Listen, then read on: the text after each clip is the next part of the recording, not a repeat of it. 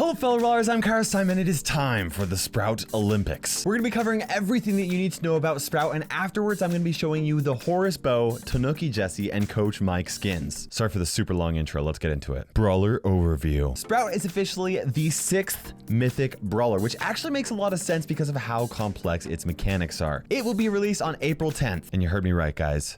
It's an it. 8-bit is a he, B is a she, and Sprout is an it. Sprout is all about planting life and making the world a greener place. Commencing assignment. Path cleared.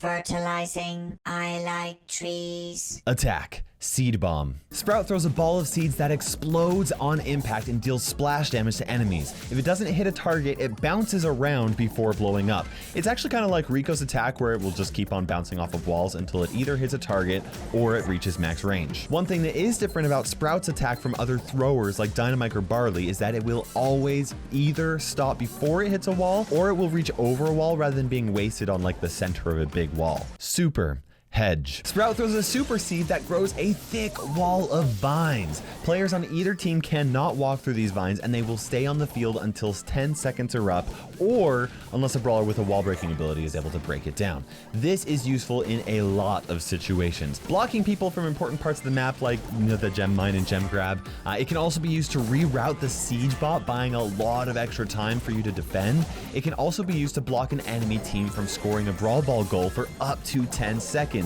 Or you can even trap an enemy team within their own spawn while your teammates actually bring you the ball for an easy goal. Now normally the super creates a small plus pattern that is 3 tiles wide and 3 tiles high, but the wall actually increases in size if the super is positioned close to walls. The radius of the wall can increase an additional tile in any direction if it will actually help that connect with other walls. You can actually use this knowledge to shape the way that the walls form by placing the super's center in the right spot. Just for one example, Sprout can actually completely surround himself by walls so that he can attack enemies that cannot fire back at him. A couple of random things to note. If the super lands directly on a target, the wall will actually just push them out of the way, but they won't take any damage. If they spawn where a wall is, it'll actually push them out of the way as well. Also, you should note that the super gets rid of grass where it lands. And as one final note on its super, Sprout can actually put down more than one set of walls if he's able to charge up another super quickly enough. Gadget. Garden Mulcher. For Sprout's gadget, it consumes a bush to instantly restore 3,000 health. A bush must be right next to Sprout in order for him to use it, and the closest bush will be destroyed with each use. This means that 3 times per match, it's kind of like Sprout has 7.2 thousand health, which is slightly less than Rose's max health and is actually pretty impressive. Star Power. Overgrowth. For Sprout's star power, attacks that don't make contact with enemies will actually explode with a larger radius than normal. This significantly increases the explosion radius of Sprout's attacks and increases his total range potential, making it much easier for him to hit targets at a distance who he would normally miss. We don't have any information on what his second star power will be or when it will be released. Now that we know the basics of how Sprout works, let's actually put it through a bunch of tests that are designed to see how it does against all other brawlers in various aspects of the game. We'll start with Sprout's worst test and then move our way up to its best test to see where Sprout really thrives. Assassin Test. This test is supposed to gauge how good a brawler is at assassinating a brawler with both their attack and their super within 3 seconds. Sprout's super doesn't deal any damage and it's only able to deal 4,200 damage in 3 seconds, and it actually cannot even reload a 4th shot before that happens. This means that Sprout actually places 33rd out of the 35 brawlers in the game. The Boss Test. This measures a brawler's ability to deal consistent damage over a long period of time. Sprout doesn't have a super, gadget, or star power that helps it deal damage, so it's actually at a pretty significant disadvantage for this test. Now it takes Sprout 2 minutes 20 seconds to take out the boss, which actually places Sprout in 32nd place out of all of the brawlers, which is not very good at all. Sprout is not the best choice if the only thing you're looking for is a lot of damage over a period of time. Supercharge Test. This test measures how quickly a brawler charges their super and how often they'll have it available. Sprout must hit 4 targets in order for it to charge its super, and its super does not recharge its super back up at all. This means that Sprout must hit 4 targets every single time, and it relies on reloading that 4th shot if it's facing off against single targets. Sprout takes 30th for the Supercharge Test. The Swarm Test. This test measures how well a brawler is able to deal with multiple targets. Unfortunately for Sprout, it just is 100 damage shy of enough damage to get rid of a bot with every single attack. Additionally, Sprout's star power only activates if a shot does not hit a target, which means that Sprout requires nearly perfect aim to hit 4 targets at once. Its super doesn't help at all, and it takes Sprout 19.6 seconds to complete the challenge. This puts Sprout in 30th place for the swarm test, the attack test. This test helps us understand how a brawler will interact with other brawlers in a 1v1 situation. Sprout deals 1,400 damage with a single attack, which is actually the same amount of damage as an attack from Jean at close range without Jean's Spirit Slap star power. Now this means that Sprout will not be able to one-shot or two-shot any brawlers in Brawl Stars. However, Sprout is able to 3-shot 12 of the 35 brawlers in the game.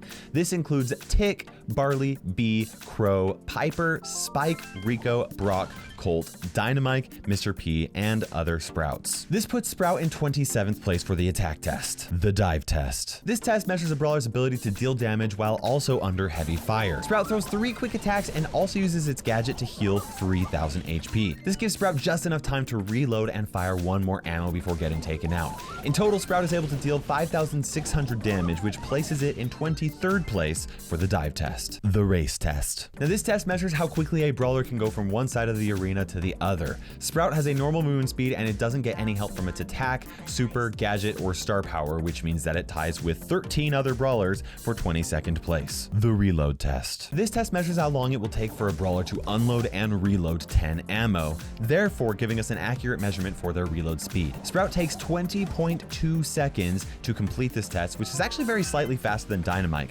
close enough that you could probably estimate that it's about the same. This isn't a super slow reload speed, but it's also not a very fast one. This places Sprout in 15th out of all 35 brawlers, which is pretty average. The range test. Sprout has a throw range of 4 2/3 tiles, but after it lands, the attack will bounce up to 3 1/3 tiles further for a total reach of 8 tiles. Now with its star power, assuming that it does not hit a target, the projectile will explode with a 3-tile radius, which gives Sprout a total attack range of 11 tiles. This is the 5th longest reaching attack and has the same reach as an attack from Jean. Now for its super, it can be thrown 8 tiles, and there are some situations where it will have a radius of 2 tiles, giving it a total range of 10 tiles long. Because attacks and supers are included in the range test, Sprout only places 14th in this test, but its effective range is obviously much better than most brawlers. 11 tiles is a very long range for an attack that can also deal 1,400 damage instantly. The push and pull test. Now we'll actually use this test to measure Sprout's super against other brawlers because its super doesn't actually deal any damage. This test measures how far a brawler can either push or pull a brawler. Now in the right situation, Sprout can push a brawler up to 2 tiles with its super, which puts it in 8th place for this test. Now we are down to the 2 best tests for Sprout. Are you able to guess what they are? Bonus points if you can. The survival test. Now Sprout only has 4,200 health, which is the 24th best health in the game. Now that's not the most health, but with the use of its gadget, it's able to heal 3,000 health 3 times per match by consuming a bush. Sprout used its super to position the sniper close enough so it could actually do this, which means that it's able to use its gadget. This allows Sprout to survive for 36.3 seconds, which puts it in 4th place for this test. Now I should mention that the rankings are from pre-gadget tests, so this might not be completely accurate, but I'll be redoing the Olympics to include gadgets, so make sure you guys stay tuned for that. And now it's time for Sprout's #1 event, the wall test. Yeah, I know. No other brawler can create walls, but you know, I felt like we were just kind of picking on Sprout because we were ignoring his best feature this entire time. So I made this test just for Sprout. This test measures the total amount of tiles of wall that a brawler can create. Now Sprout can create up to 10 tiles of wall in most situations. However, if Sprout positions its super perfectly, it can create up to 17 tiles of wall with 1 super.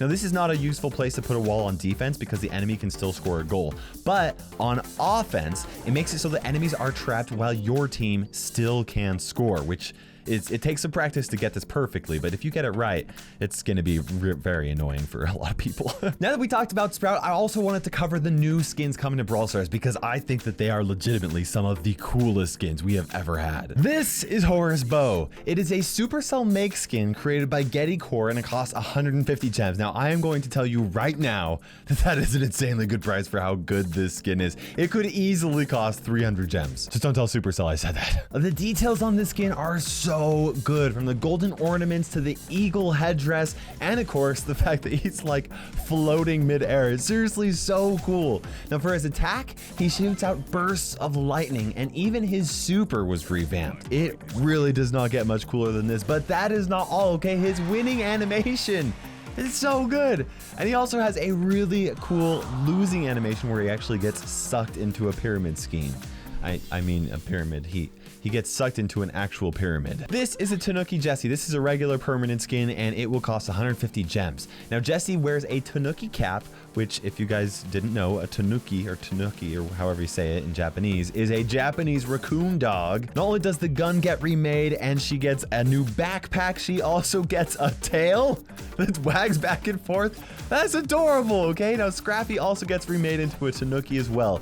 In game, Jessie shoots out giant acorns, and parts of their shells actually break off whenever they hit a target, okay? Now Scrappy also shoots out mini acorns as well, which is just cute and hilarious. Now this skin doesn't come with any changes to the winning or losing poses, but I still absolutely think it's worth 150 gems. It's just so cool. This is Coach Mike. He's gotten a little bit more comfortable in his sweats, and now he's juggling explosive balls when he's had some downtime, right? Now his mines are also replaced with the balls in the game, and for a super, he throws the entire basket of explosives, and for his winning animation, he jumps up before he starts juggling the mines, and for his losing animation, he throws his hat in a ragey fit, and it's especially hilarious because you get to see his bald head and his bird blowing a whistle at the very top, which you'd think the bird would just like whistle itself, but you know, whatever.